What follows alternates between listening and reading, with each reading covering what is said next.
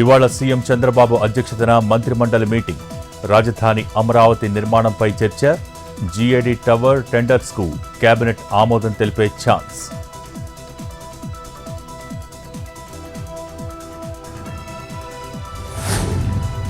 తెనాలి ఘటనపై నిప్పులు చెరిగిన మాజీ సీఎం జగన్.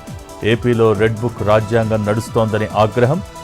నడి రోడ్డుపై కొట్టే అధికారం పోలీసులకు ఎవరిచ్చారని ప్రశ్న. వాళ్లే కేసులు పెట్టి వారే తీర్పులిస్తే కోర్టులు ఎందుకన్న వైసీపీ అధినేత.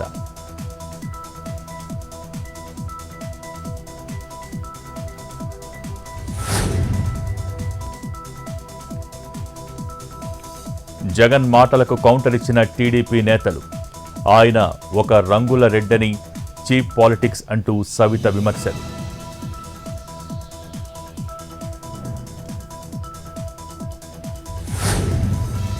బనకచర్ల ప్రాజెక్టును ఎట్టి పరిస్థితుల్లోనూ ఒప్పుకోం.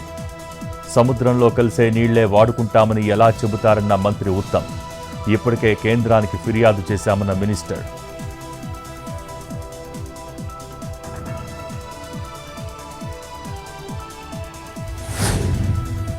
వానలపై అప్రమత్తంగా ఉండాలి.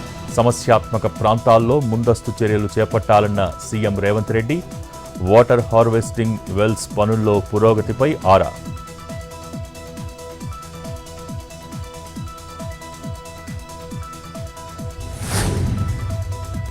దొంగ పాస్బుక్లకు కూడా రైతు భరోసా ఇవ్వాల్సిన పరిస్థితి ఏర్పడింది. ప్రజలకు ఇచ్చిన మాట ప్రకారమే భూభారతి తెచ్చామన్న మంత్రి తుమ్మల నాగేశ్వరరావు.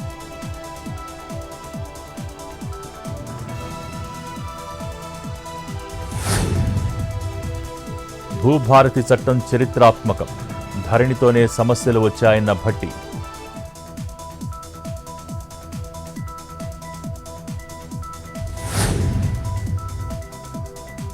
యోగా డేపై ప్రజాస్పందన ఉత్సాహాన్నిస్తోంది. విశాఖలో 5 లక్షల మందితో యోగా కార్యక్రమం ఉంటుందన్న సీఎం చంద్రబాబు. గిన్నిస్ రికార్డు సృష్టించేలా ఉండాలన్న ముఖ్యమంత్రి.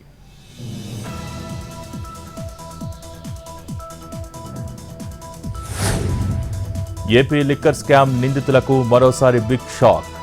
ఈ నెల 17 వరకు రిమాండ్ పొడిగిస్తూ విజయవాడ కోర్టు ఉత్తర్వులు జారీ.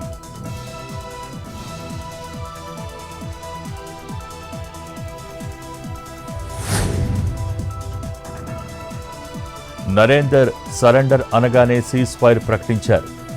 ట్రంప్ బెదిరింపులకు మోడీ లొంగిపోయారన్న రాహుల్.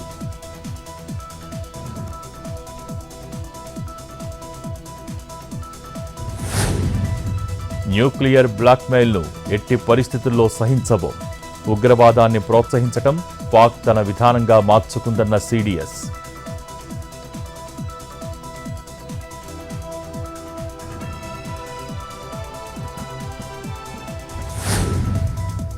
మరో పాకిస్తానీ స్పై అరెస్ట్. తరంతరంలో గగన్దీప్ సింగ్ను అరెస్ట్ చేసిన పంజాబ్ పోలీసులు. ప్రత్యర్థికి కీలక సమాచారం చేరవేసినట్టు గుర్తింపు.